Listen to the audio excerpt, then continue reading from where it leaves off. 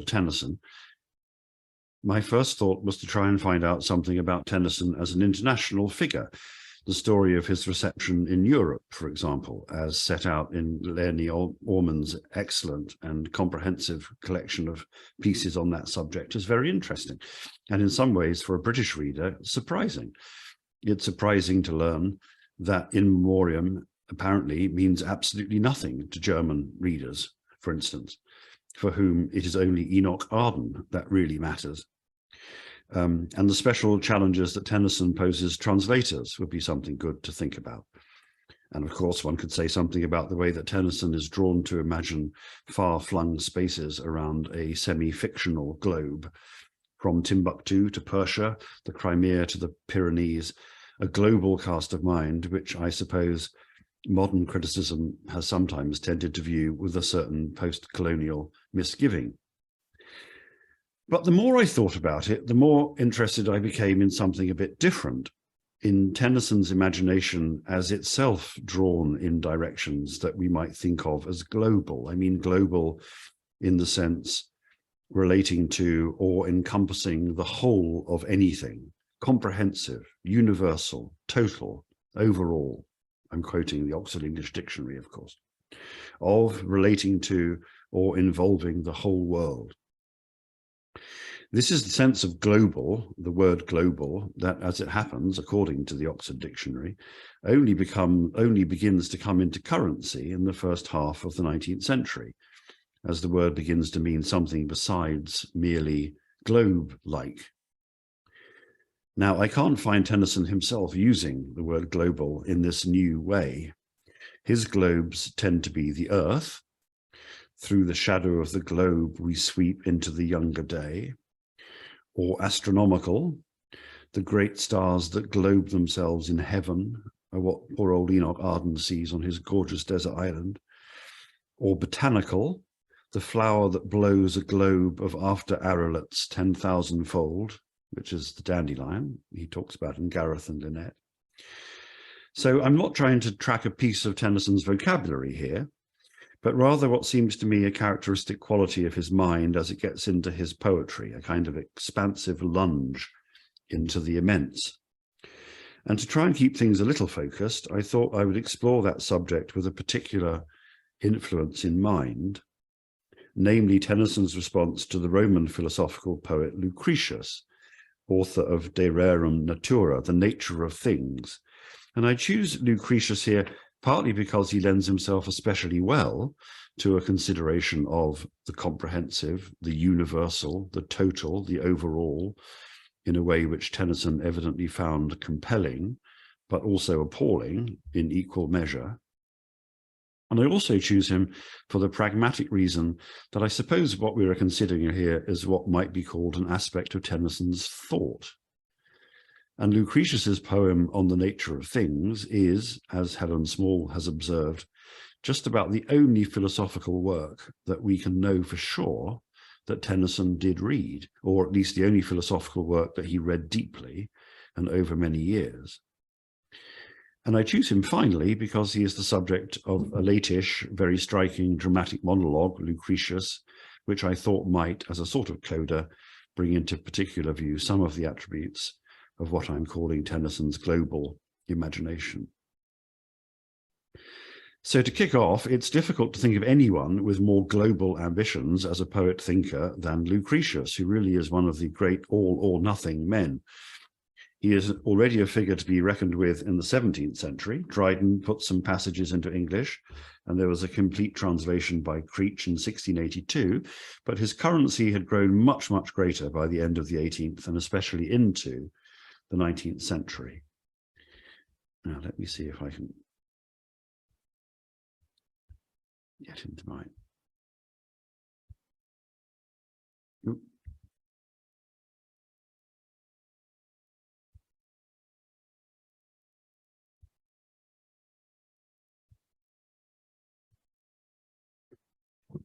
Perhaps, said the scholar, W.Y. Seller, whom Tennyson admired, he said he was a very nice, good fellow, not only one of the best Latin scholars living, but one of the finest.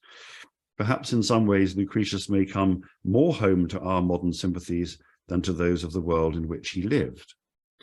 Cellar said that in 1855.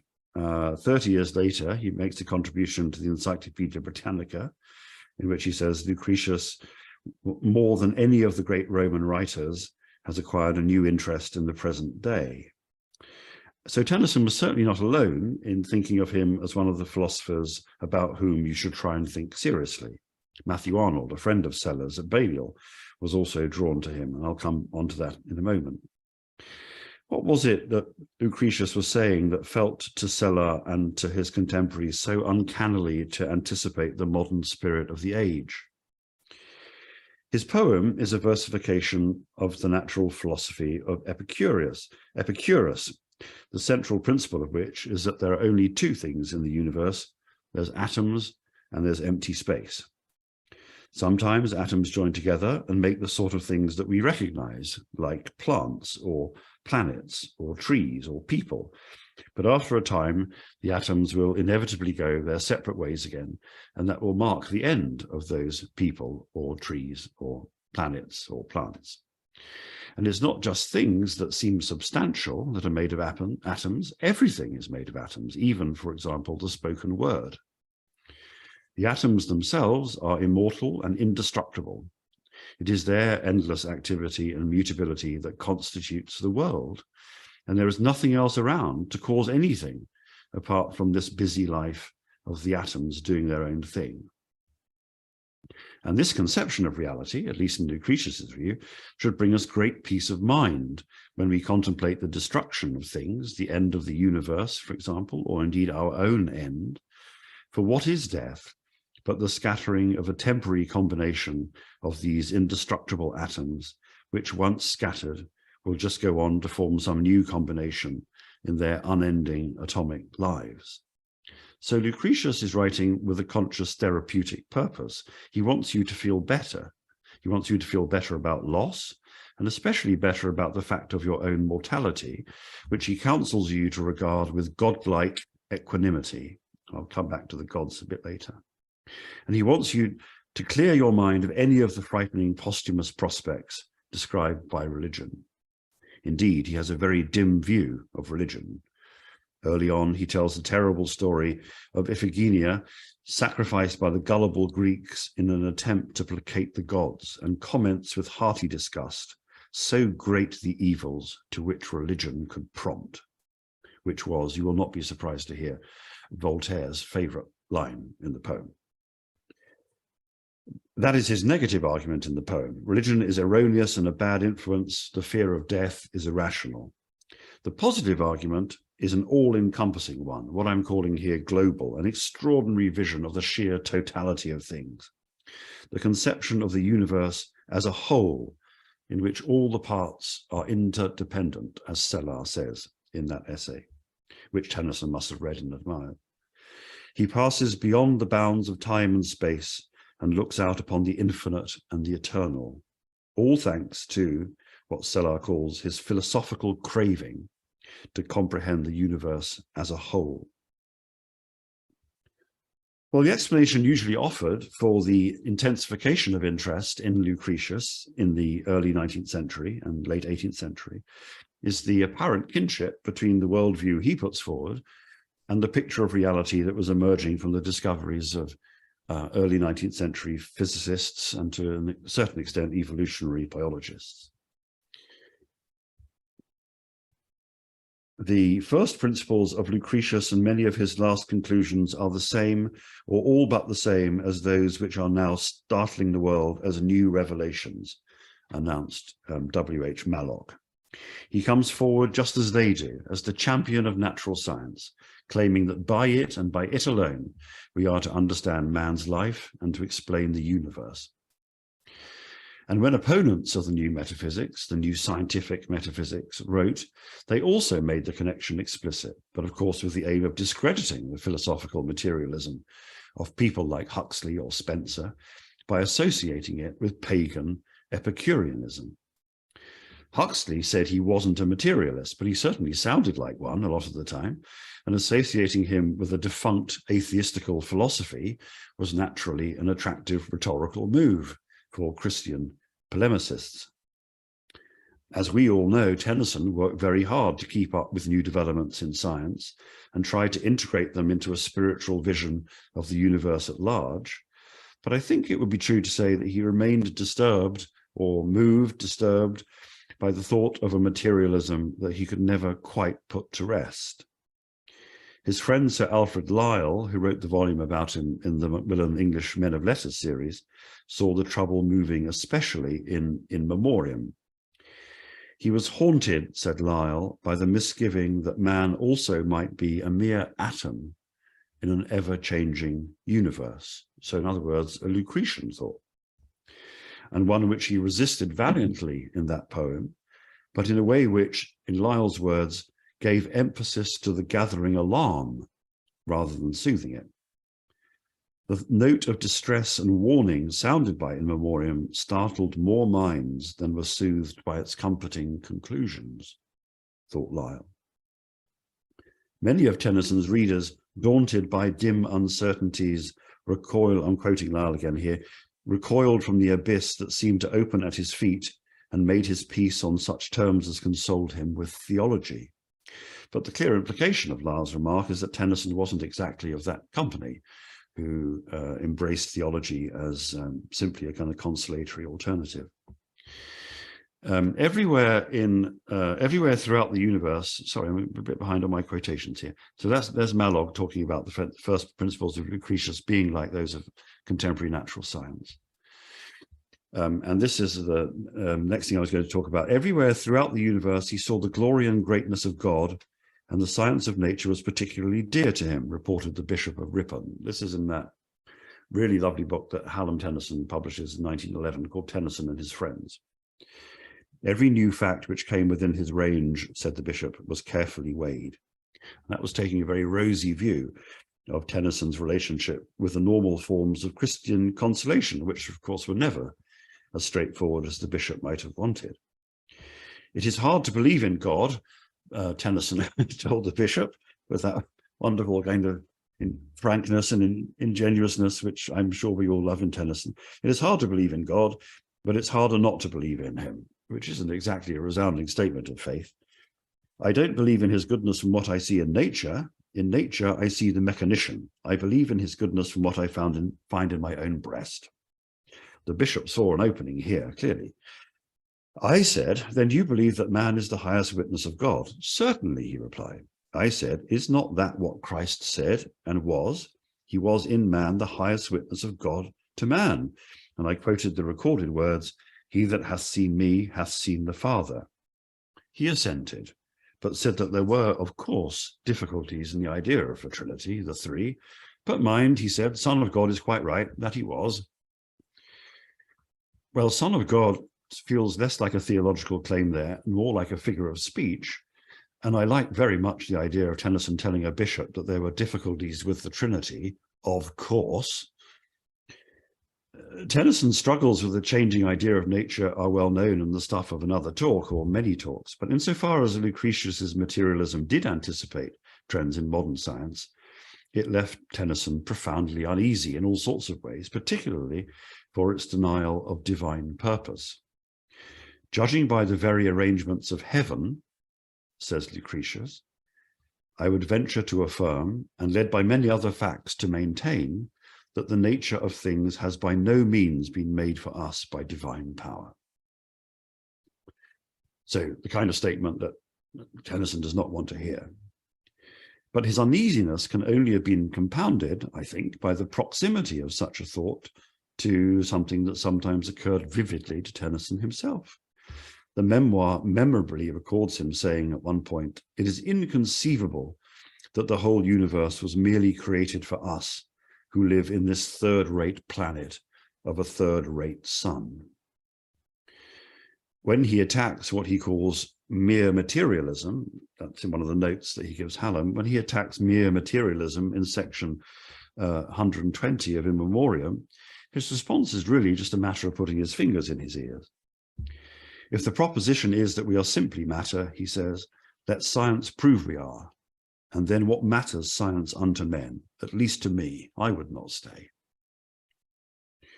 Huxley, who had a warm appreciation for Tennyson's grasp of the significance of such questions, and Huxley wasn't an easy man to impress, a warm appreciation for Tennyson's grasp of the questions, if not of his attempts to answer them, maybe.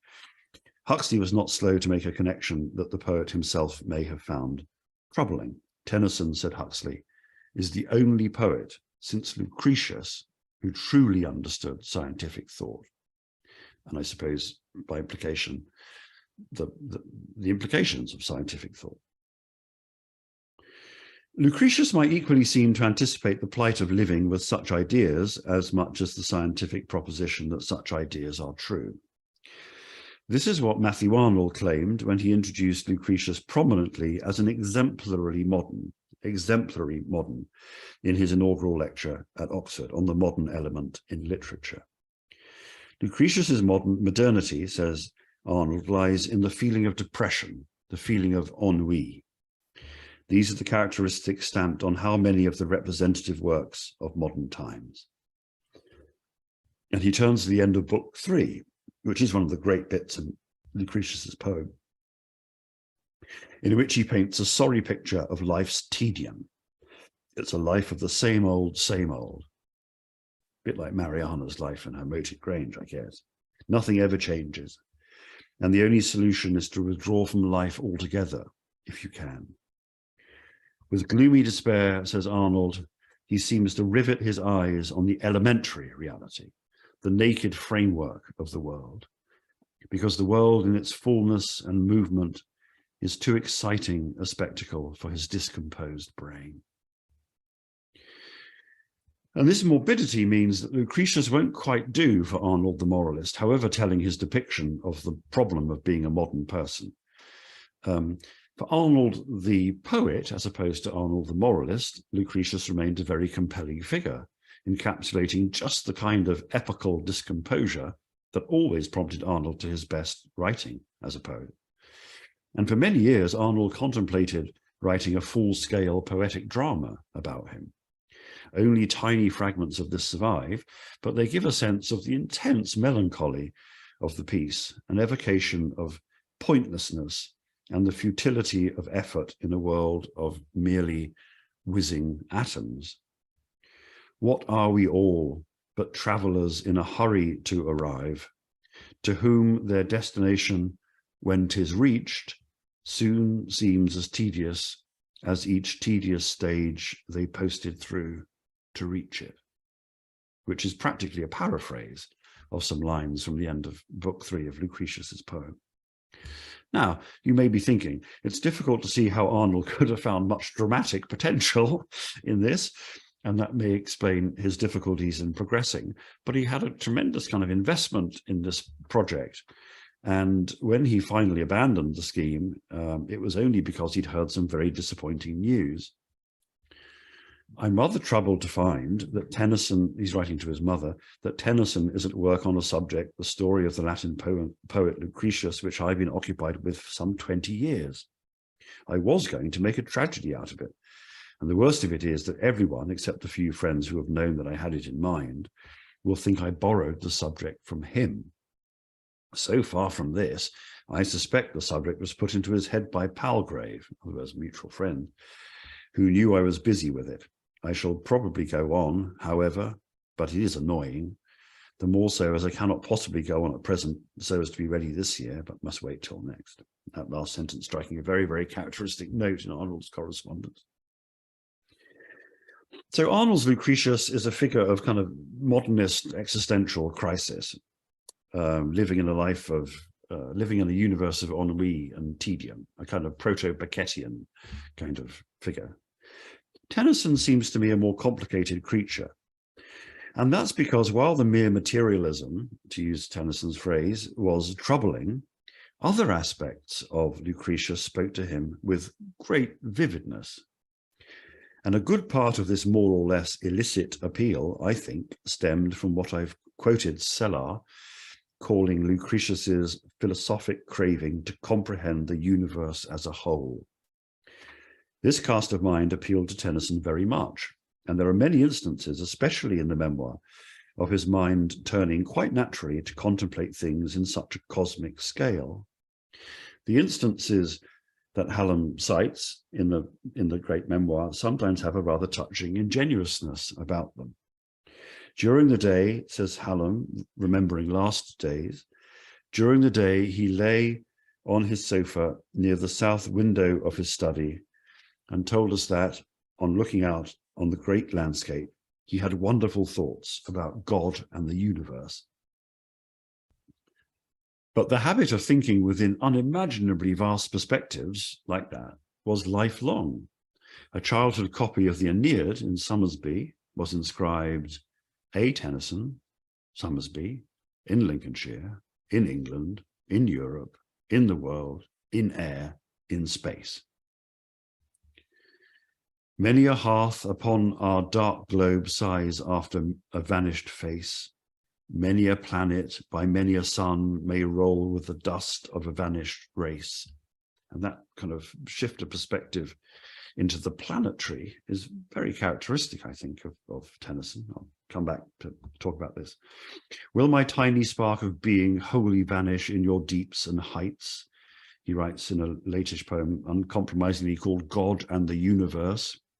Or from the ancient sage, for knowledge is the swallow on the lake that sees and stirs the surface shadow there, but never yet hath dipped into the abysm of all abysms, beneath, within the blue of sky and sea, the green of earth, and in the millionth of a grain, which cleft and cleft again for evermore, and ever vanishing, never vanishes.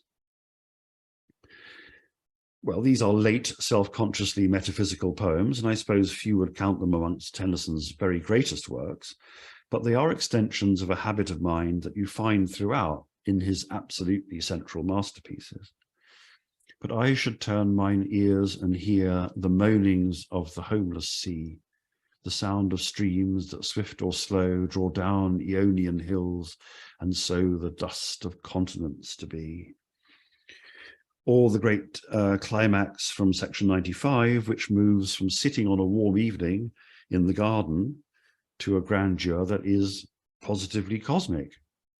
And mine in this was wound and whirled about imperial heights of thought, and came on that which is, and caught the deep pulsations of the world, Ionian music measuring out the steps of time, the shocks of chance, the blows of death. And came on that which is absolute reality, capital A, capital R, glossed Hallam Tennyson. One could equally say the nature of things. Lucretius, whom we know Tennyson read as part of his prodigious childhood reading, is full of such long perspectives. Since the universe extends forever out beyond those ramparts at which our world ends, the mind forever yearns to peer into infinity, to project beyond and outside itself, and there soar free, he says in book 2. I'm quoting A.E. Stallings' brilliant Penguin translation of Lucretius. This aspect of Lucretius spoke to a poetic rather than to a scientific interest. And it must have been one of the reasons why, for example, Shelley admired him so much. Lucretius was, said Shelley, the best of the Latin poets, wise and lofty-minded, whose doctrines are yet the basis of our metaphysical knowledge, and whose eloquence has been the wonder of mankind. And of course, Shelley was the superstar for the generation of Cambridge apostles, of which Tennyson was a member. This is the Shelley of the everlasting universe of things that rolls through the mind, or in more hectic mode, the poet ready to cry out, "O world, O life, O time." No doubt Lucretius's opposition to religion was part of his appeal to Shelley, but no less must have been the model he gave for that romantic habit which T.E. Hume disparagingly called dragging in the infinite. It was Shelley's reputation that the visitors from Cambridge bravely and unsuccessfully defended in the famous debate at the Oxford Union in 1829, Arthur Hallam among the team, and Hallam's own youthful enjoyment of Lucretius is recorded in the memoir by his father. Tennyson's admiration was more complicated. Allingham recorded him saying, of Latin poetry, he said, Virgil's is the most finished of any, Catullus is exquisite, Lucretius wonderful, but much of him hard and tiresome to read and very obscure. But the wonder is there all the same. For the suitably minded, De Rerum Natura offered a religious vision which was not Christian, but was nevertheless full of awe and natural veneration. The supposed atheism of Lucretius, wrote Cellar, the scholar whom Tennyson admired so much, proceeds from a more deeply reverential spirit than that of the majority of professed believers in all times. These immense global, as I'm calling them, imaginings are connected with another recurrent aspect of Tennyson's imagination. Critics sometimes discuss this in terms of his mysticism. This was a critical tradition begun by Hallam Tennyson, when he quotes this account in the memoir. Tennyson himself does not make quite that mystic claim. A kind of waking trance I have frequently had, quite up from boyhood, when I have been all alone. This has generally come upon me through repeating my own name 2 or 3 times to myself silently, till, all at once, as it were, out of the intensity of the consciousness of individuality, the individuality itself seemed to dissolve and fade away into boundless being. And this not a confused state, but the clearest of the clearest, the surest of the surest, the weirdest of the weirdest, utterly beyond words, where death was an almost laughable impossibility. The loss of personality, if so it were, seeming no extinction, but the only true life. Such experiences are then recognizably allocated to his ancient sage, who remembers his own boyhood experience. Lost and gone, he remembers himself saying as a boy, a breath, a whisper, some divine farewell, desolate sweetness, far and far away. What had he loved? What had he lost, the boy? I know not, and I speak of what has been. And more, my sons, sorry, there should be a paragraph break there, verse break.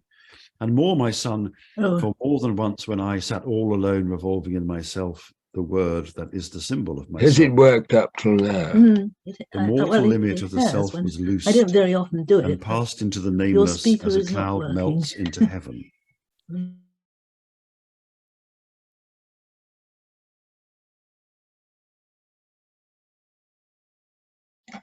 Sorry, Seamus, could you unmute yourself? I was just muting Leonie. I'm so sorry.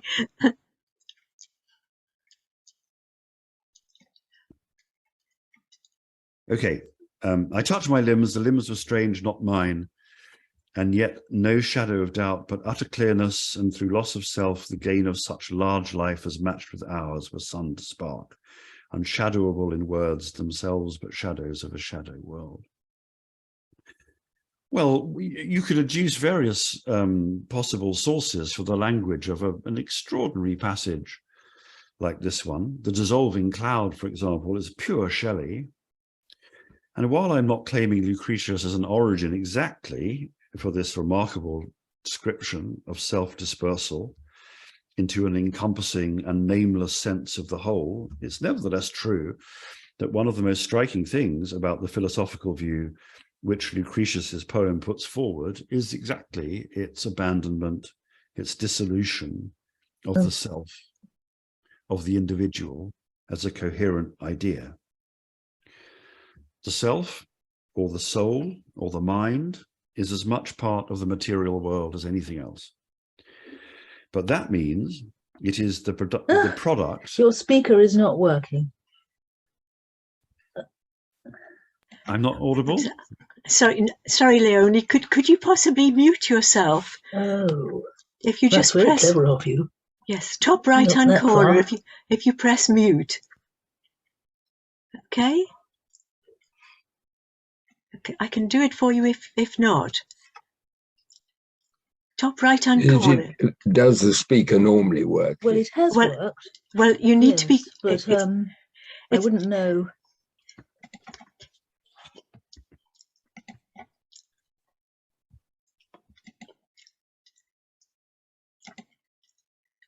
Seamus, I'm afraid you'll have to unmute yourself again. I've just muted Leonie. Okay, no problem. Thank you. Is that all right? Thanks, that's fine. Okay, so I was just saying that in Lucretius's poem, the self or the soul or the mind is as much part of the material world as anything else. But that means it's the product of the association of atoms, as indeed are the thoughts that occur within the mind or the soul or the self. So even forgetting for the moment the difficulties that such a theory has for things like moral responsibility and stuff, there's another problem, which is that all the thinking and the feeling that goes on in the universe is only extraordinarily precariously attached to any particular individual. The whole problem with life, as it's customarily lived for Lucretius, is precisely this habit, this habitual clinging to the notion of being an individual, this illusory thing, the individual that desires things and grows restless and therefore makes you unhappy. The world on this view, as Jonathan Kramnik has said, is full of consciousness, yet thoughts are not tracked back to persons having them so much as to the shape, order, and motion of the atoms. Thoughts all conceivably have themselves. Beliefs have no believer. Hopes have no aspirant. Now, this complete anti-individualism, this complete sort of destruction of individuality is not a state of affairs that usually appeals to Tennyson at all. And you can see, as I said a moment ago, it creates terrible problems about moral responsibility, for example, if you don't have individuals to whom you can attribute moral responsibility. And Tennyson, as a moralist, is anxious about that sort of thing. Tennyson's main gut reaction seems to have been rather outrage at the sheer prospect of people not being individuals. When he welcomes his son into the world in that lovely poem called De Profundis, he pictures the prenatal child somehow battling his way through a dark, chaotic world, which feels very like the disorganized mayhem of the Lucretian universe, before finally bursting with a cry into the world of human individuality. Out of the deep, my child, out of the deep, where all that was to be, in all that was, whirled for 1,000,000 eons through the vast waste dawn of multitudinous eddying light. Out of the deep, my child, out of the deep. Through all this changing world of changeless law and every phase of over-heightening life, and 9 long months of antenatal gloom. What a fantastic description of pregnancy. With this last moon, this crescent, her dark orb touched with earth's light, thou comest, darling boy. Very moving, isn't it, the way that the register of the poem shifts from these extraordinary abstractions into the beautiful colloquialism of darling boy, as the child is initiated into the world of the human. Well, that sounds like a miraculous thing, this journey through the prenatal mayhem. But the poem ends by telling us that the really miraculous thing is something else, that thou art thou, with power on thine own act and on the world. So the real miracle is that he has become an individual, as opposed to just being dispersed amongst a chaotic world of matter. And Tennyson was not at all easy with any philosophy that dissolved the self away into the universe at large. I am ready, his son records him saying, I'm ready to fight for mein liebes Ich and hold that it will last for eons and eons. But while his protest in this poem about the reality of the individual is obviously heartfelt, as we have seen, another part of him valued something quite opposite, a dissolution of the self into the large life of the universe. The proper aim in life, he told his son in a different spirit, is to release the soul, which is normally trapped like a bird in its cage, and let him be one with the free will of the universe, to let the soul be one with the free will of the universe. So not the free will of the individual, but the free will of the universe. Now, that doesn't use the language of atoms, but otherwise it's very close in spirit to things you would have found in Lucretius, for whom free will does not exist in the individual because there's no such thing as the individual. Free will exists in the world of matter outside and not in particular people. So there's an ambivalence about self-annihilation or self-dispersal in Tennyson, which I think is registered in his ambivalence about Lucretius, his sort of appalled fascination with Lucretius. And Tennyson, I think, is similarly ambivalent about Lucretius's idea of what the good life is, that removal from the fray that so offended Matthew Arnold as a kind of cop-out of civic duty. Lucretius says we should emulate the gods.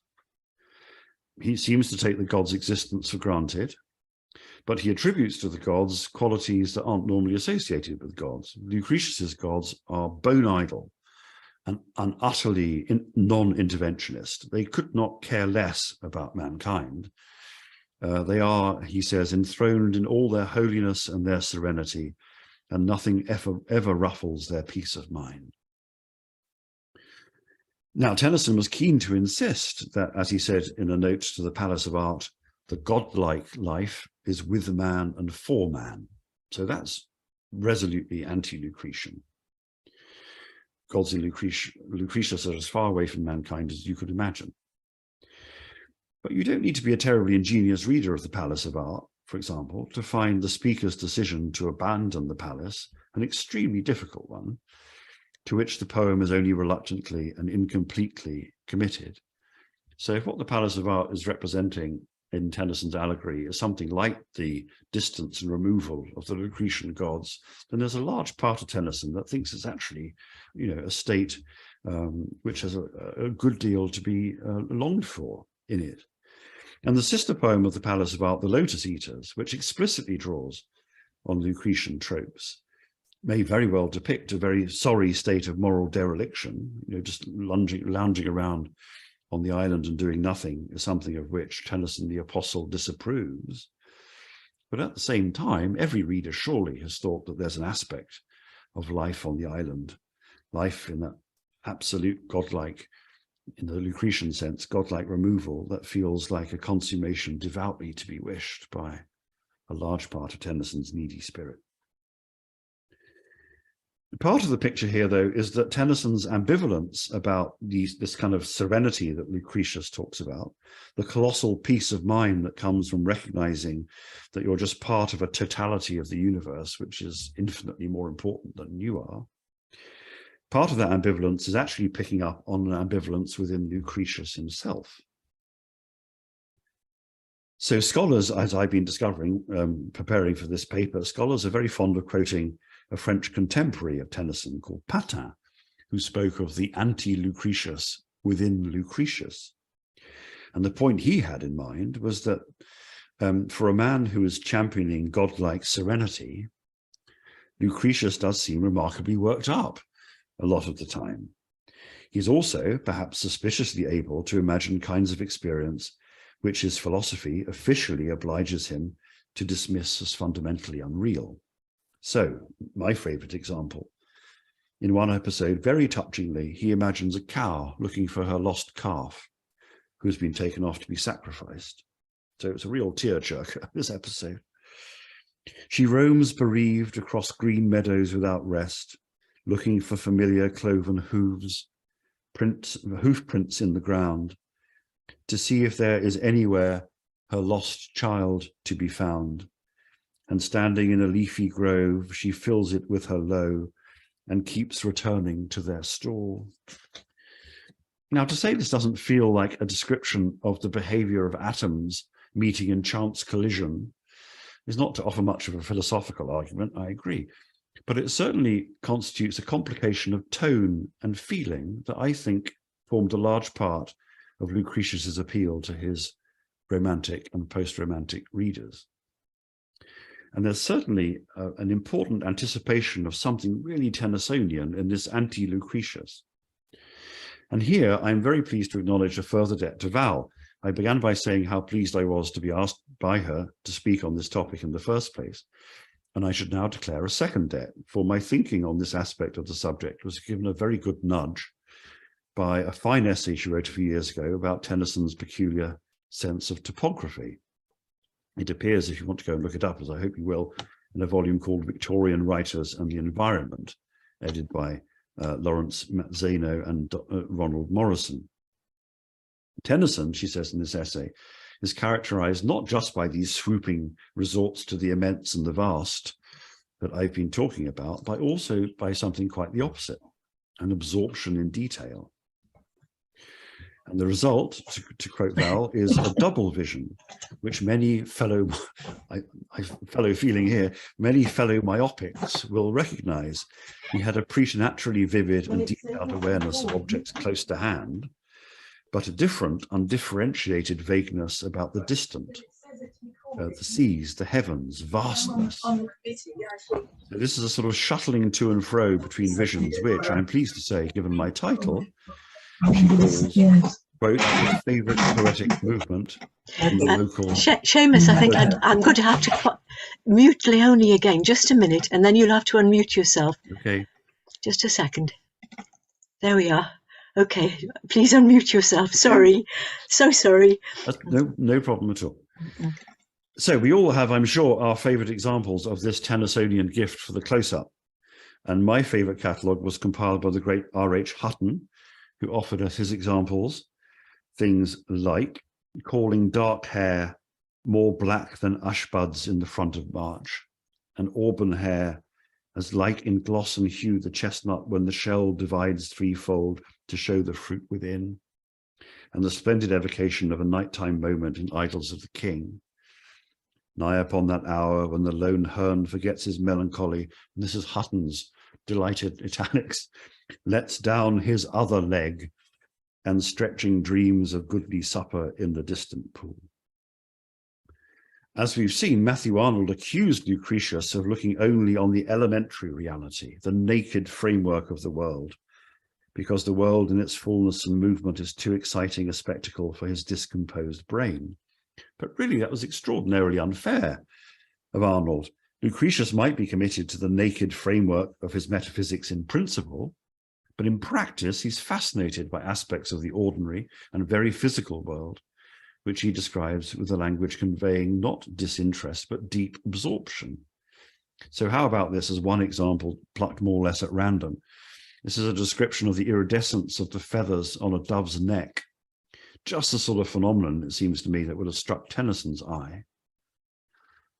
For instance, take the ring of plumage circling the neck of doves, how when it's struck by the sun, the feathers seem to be glimpsed from one angle the red of fiery garnets, but we see from another green of emeralds mixed with lapis lazuli.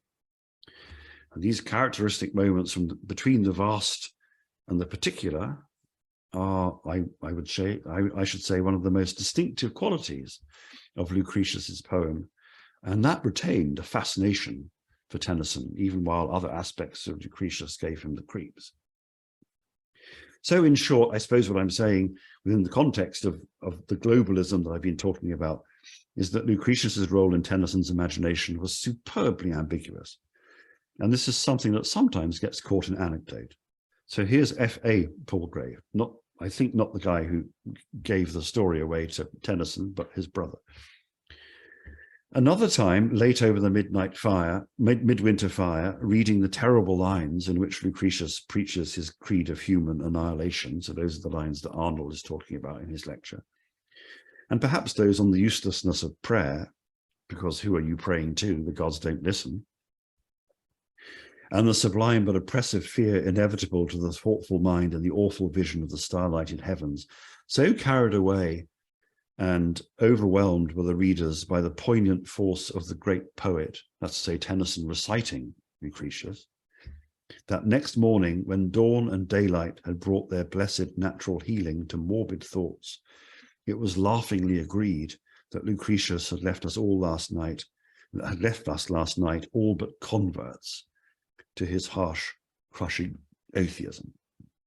A lovely anecdote that, I think, which captures really well the way that Lucretius was something like a guilty pleasure for a certain kind of Christian intellectual Victorian, and helps explain why, my last section now, why when Tennyson's Cambridge friend Munro, fellow of Trinity, published a new translation of Lucretius in 1864, Tennyson felt moved to write a poem on the subject. Lucretius is a really striking poem, full of all the mixed feelings I've been trying to tease out, at once admiring Lucretius and deploring Lucretius. And with a few words on that, I shall come to my close.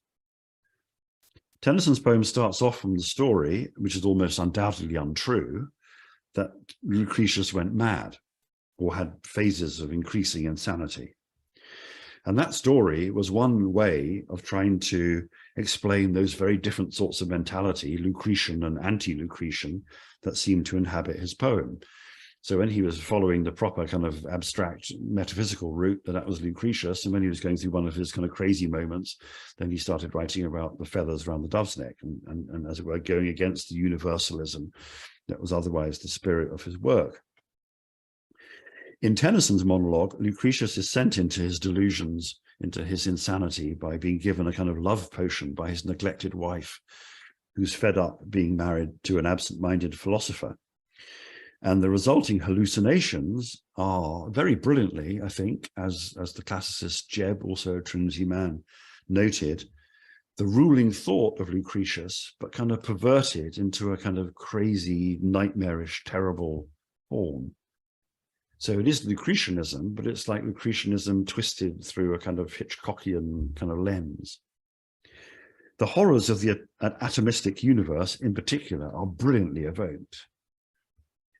A void, keyword in Lucretius, a void was made in nature, all her bonds cracked, and I saw the flaring atom streams and torrents of her myriad universe ruining along the illimitable inane, flying on to clash together again and make another and another frame of things forever.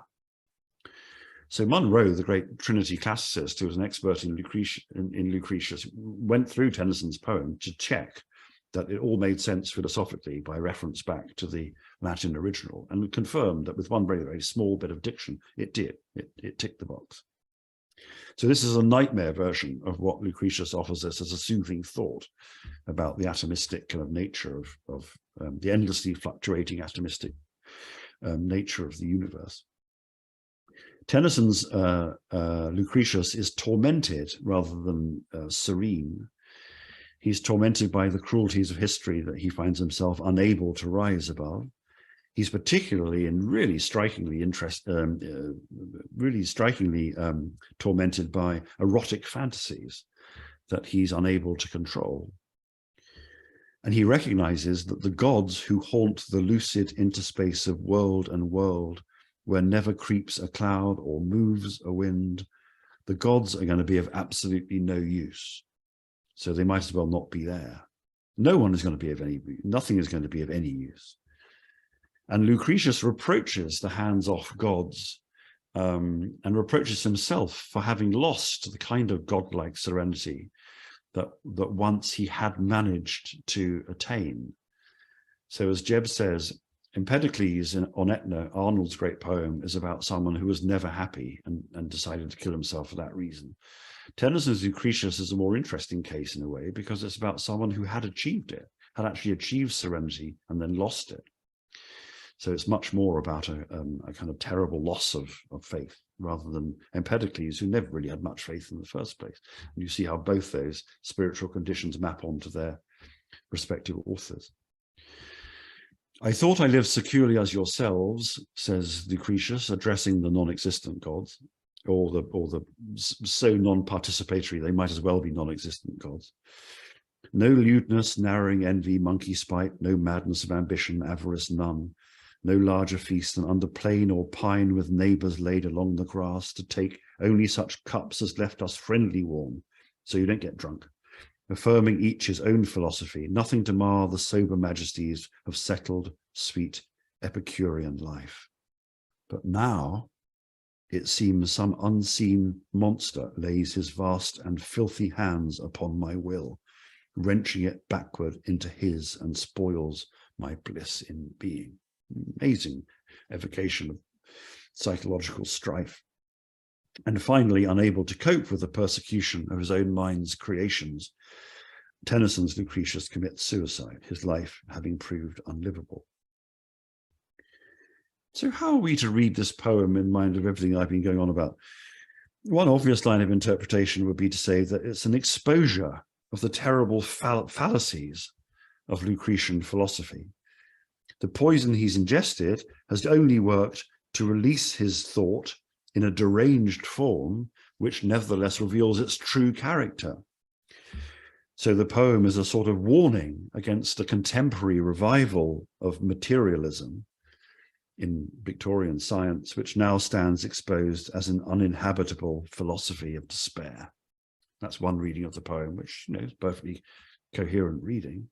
But it seems to me, in the context of Tennyson's wider response to Lucretius and his globalism, it seems to me ultimately inadequate as a response. If the point was to attack the moral implications of Lucretius's metaphysics, it does seem an odd decision, doesn't it, to present them dramatically in a form that's mangled by the influence of drugs. So it's only ever a kind of distorted version of Lucretius's position that you're encountering in the poem. So as it were, Lucretius is in a sense not getting a fair hearing. And it's tempting, I think, to see in the poem a Tennyson who, for all his doubts about those bad things in Lucretius, things like the fate of individuality and the fate of divine purpose in the universe, all those things that he wasn't happy about in Lucretius. Nevertheless, there's a big aspect of Tennyson that actually remained profoundly attuned towards some elements within it, its universalism and its totality, for all the notoriety that accompanied Lucretius's reputation. And so maybe what Tennyson needed in his poem was a sort of travesty Lucretius to attack, so that his more nuanced response to the real Lucretius could go untouched in the privacy of his mind, where he continued to nurture these feelings of kinship towards the classical poet who had so strikingly experienced a craving to comprehend the universe as a whole. Thank you.